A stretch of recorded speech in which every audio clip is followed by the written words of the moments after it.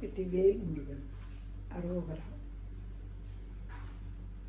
Today special aloo parotta. வாங்க எப்படி செய்கிறதுன்னு பார்க்கலாம். 2 பெரிய உருளைக்கிழங்க நல்லா வேக வச்சு எடுத்து வச்சுருக்கோம். பொடியாக நறுக்கின பச்சை மிளகா, இஞ்சி, ஓமம், மஞ்சப்பொடி, காரப்பொடி, தனியா பொடி, ஆம்ச்சூர் பொடி, ஜீரகப்பொடி, உப்பு அத்தனையும் இதில் நம்ம சேர்க்குறோம். சேர்த்து நல்லா மிக்ஸ் பண்ணிட்டோன்னா அதுக்கப்புறம் நம்ம இன்றைக்கி ஒரு 5 பரோட்டா தான் போட போகிறோம். ஸோ அந்த ஸ்டஃப்பையும் நம்ம 5ஆக டிவைட் பண்ணி வச்சிட்டோம். ஸோ நமக்கு ரொம்ப ஈஸியாக மேட்ச் பண்ணிடலாம். இப்போ கல்லை நல்லா சுட பண்ணி நம்ம போட்ட பரோட்டாவை வேக வச்சு எடுக்கிறோம்.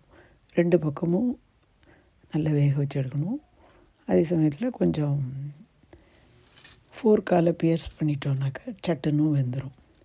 கல் நல்லா சூடாக இருக்கிற பட்சத்தில் இது இந்த மாதிரி உப்பி வரும். 2 பக்கம் நம்ம திருப்பி போட்டு ஒரு அழுத்தினோன்னா அப்படியே புஷ்ஷுன்னு அது பொங்கி வரும். இந்த மாதிரி முதல்ல சப்பாத்தி போட்டு ஒரு ட்ராப் எண்ணெய் விட்டு நடுவில் அந்த உருளைக்கிழங்கு ஸ்டஃப்பை வச்சு 4 பக்கமும் மூடி திருப்பியும் அதை ஒரு தடவை லேசாக ரொம்ப அழுத்தாமல் அப்படியே திருப்பி ஸ்ப்ரெட் பண்ணிட்டோன்னா நம்மளோட பரோட்டா தயாராகிடும். பாருங்கள், அப்படி போட்ட உடனே அழகாக அது 2 பக்கமும் வரும்.